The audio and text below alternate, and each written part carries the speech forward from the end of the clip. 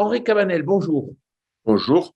Vous êtes sénateur de l'Hérault, vous êtes aussi vigneron viticulteur. Et ce qui est intéressant, c'est de comprendre que dans le cadre du rapport que vous avez sorti, 63 pistes, donc au sein d'une mission conduite par le Sénat pour prévenir la détresse des agriculteurs et en particulier le suicide, vous avez mis le doigt sur le manque peut-être d'humain qu'il y a dans la relation entre l'agriculteur qui est en difficulté et le milieu qui l'entoure. Et le premier point, justement, c'est que vous dites aujourd'hui, il faut pouvoir s'adresser à lui avec le maximum d'humanité. Ben oui, tout à fait, parce que en dehors donc d'un numéro d'immatriculation de la mutualité sociale agricole, il y a des femmes et il y a des hommes.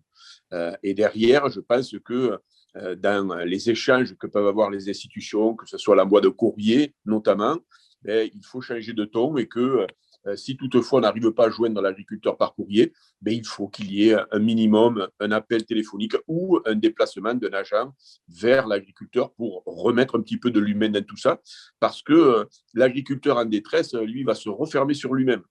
Et s'il faut réellement aller vers, parce que la volonté aussi de ce rapport, que l'on partage d'ailleurs avec le ministre, c'est changer de paradigme. C'est qu'on a mis des outils en place pour permettre aux agriculteurs de pouvoir se signaler. Mais nous, ce que nous souhaitons, c'est plutôt que l'agriculteur vienne à nous, c'est nous aller vers lui, à travers donc les sentinelles et effectivement à travers donc l'évaluation des outils qui existent aujourd'hui. Vous dites aussi dans ce rapport que quand on est agriculteur, qu'on est en difficulté économique, on va peut-être pas naturellement se tourner vers son créancier pour lui faire état de la difficulté que l'on rencontre. Et aujourd'hui, c'est un peu le cas puisqu'on s'adresse à la MSA, qui est souvent le premier créancier de l'agriculteur en détresse. Oui, donc un des premiers outils qui a été mis en place et qui est un bon outil, hein, c'est le système donc d'un numéro d'appel téléphonique ouvert 7 jours sur 7, 24 heures sur 24, qui s'appelle AgriÉcoute, qui a été mis en disposition, je crois, dans les années 2014. Et si on a vu une progression au niveau des appels, on s'est aperçu, par exemple, il me semble qu'en 2020, de mémoire, il y a eu 80% des appels qui n'ont pas été suivis. Donc, à travers les outils qui peuvent être mis à disposition. Et ça fait partie d'une de nos propositions qui consiste, après avoir évalué ce qu'était cet outil-là, par rapport au nombre d'appels, et dans les nombres d'appels, savoir combien d'agriculteurs ont appelé, parce que souvent, même agriculteurs appellent plusieurs fois. C'est justement de pouvoir lui permettre d'être orienté vers un outil spécifique. Alors, ce rapport propose de nombreuses mesures. Concrètement, quelle va être la suite à donner?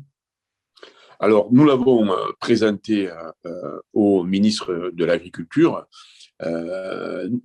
Nous pensons, avec ma collègue Françoise Ferrat, et nous le lui avons dit, hein, sans flagornerie d'ailleurs, que c'est un ministre qui est à l'écoute, c'est un ministre qui connaît les enjeux, qui connaît les difficultés. On est en accord total sur l'humanisation, un peu plus d'humanisation et de changer de paradigme à aller vers. C'est pour ça qu'à travers le numéro AgriÉcoute, à travers la multiplication des sentinelles et la formation des sentinelles, on va pouvoir mieux cerner, mieux détecter. Donc, sur les 63 propositions, on est bien conscient qu'il va falloir, et c'est lui-même qui l'a dit, qu'il se mette en rapport avec son collègue ministre donc, de l'économie, puisque si beaucoup de mesures ne nécessitent pas de moyens extraordinaires, et pour certaines d'entre elles n'en nécessitent pas du tout, pour d'autres, ça nécessite quand même un peu de budget, et il va falloir quand même qu'il arrive à trouver ces budgets nécessaires auprès du ministère de l'économie. Nous avons beaucoup d'espoir puisque le premier gouvernement à avoir pris en compte ces difficultés-là et passé une convention avec les MSA et mis des outils à disposition, c'est le gouvernement Sarkozy, dont le ministre de l'époque, le ministre de l'Agriculture, n'était autre que M. Le Maire. Donc, on sait l'actuel ministre de l'économie très sensibilisé sur le sujet. Donc, on a beaucoup d'espoir sur le fait qu'il nous entende à travers les propositions que nous avons faites au ministre de l'Agriculture. Henri Cabanel, merci beaucoup. De rien. Merci à vous.